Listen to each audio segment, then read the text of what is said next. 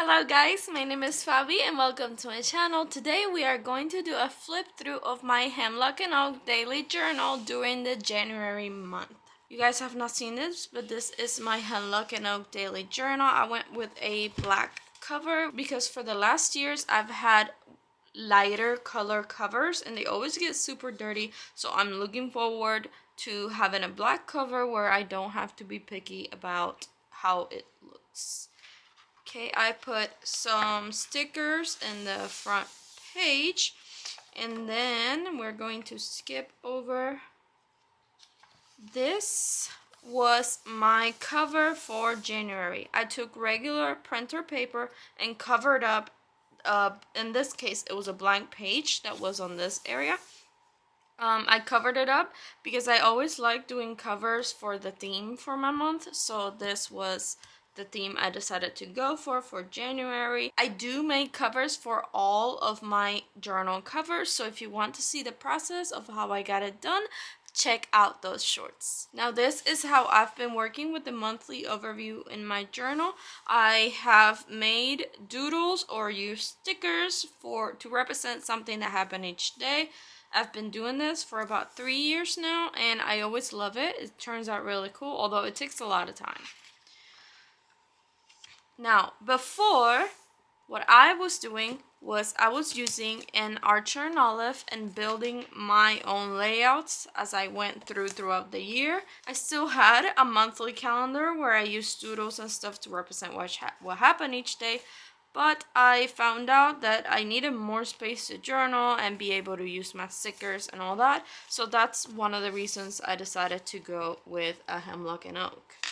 Now, in the beginning, I had a lot of trouble finding my style and choosing how I wanted to lay out my pages, but then as time went on, I decided to use bigger stamps, bigger stickers, and this helped me fill out, because going from my previous year, from the Archer and Olive to this year, Hemlock and Oak, it was triple the amount of space, so I had a hard time finding what to write and whatnot, but I quickly figured out that if I use more of my stash, I can fill it up quicker. Like here, for example, I decided to use sticker paper to print out 2 covers of some TV shows and stuff I was watching that day.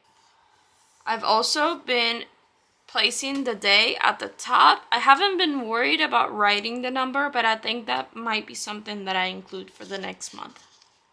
I love this layout. This might be one of my favorite ones, and I think it's because of the color combination that I made and the fact that I included the pictures in it. I can tell what happened, I can see it quickly, and I feel happy when I look at this layout.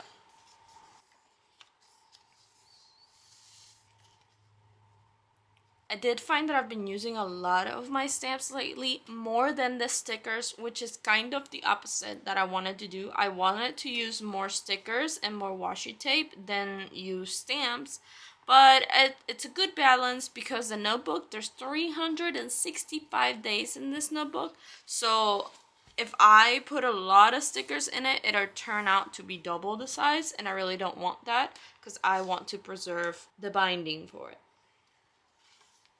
I have been balancing out between pictures and stickers, but I honestly love including pictures in it more than the actual stickers, which is crazy because I normally don't do this. I actually think that this style and including the pictures in this journal will help me replace Project Life altogether, to where I don't do Project Life anymore. I posted this layout on Instagram for you guys and it was one of my favorites. I loved it. I live in South Carolina, so it doesn't snow very often, but this week it snowed and we had so much fun. My puppy was walking out in the snow. Granted, she struggled a little bit, but it was so much fun and I was able to get a great picture of us together, so I had to include it in the journal. This was also the first time that I put a title that crossed across 2 pages, because the event happened during these 2 days and they happened to be on the same layout, so I was so happy with it. I might do this more in the future. I figured out that if I end up mixing colors like I did here, for example, I don't like how it turns out in the end. So I'm trying to keep that in mind when I design it. I tried something different here. Instead of using big titles, I put smaller titles to represent two different things that happened that day.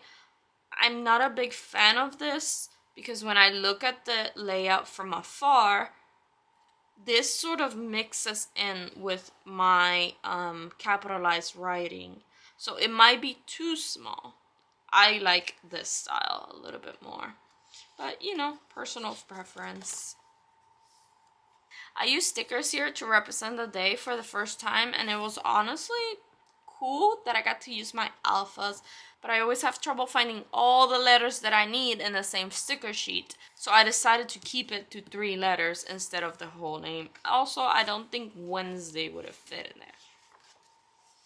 And this is the end of January. This page, I try to make it the same colors as this one. So underneath here was February 1, but the calendar is on the next page. So I covered it up with printer paper and then drew my design on top of it. And what my plan is for the next one, I'm dividing the same page into 2 days and journal about the 2 days instead of separating it from over here.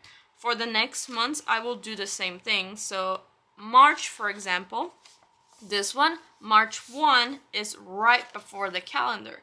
But I want to include covers, so I will end up covering March 1 with printer paper, drawing my design on it, and then taking the page that is for March 2, splitting it in half, and journaling for both days. That is my plan, and those were my layouts for January. I really hope you guys liked seeing my journal. I look forward to sharing more throughout the year with you. Bye!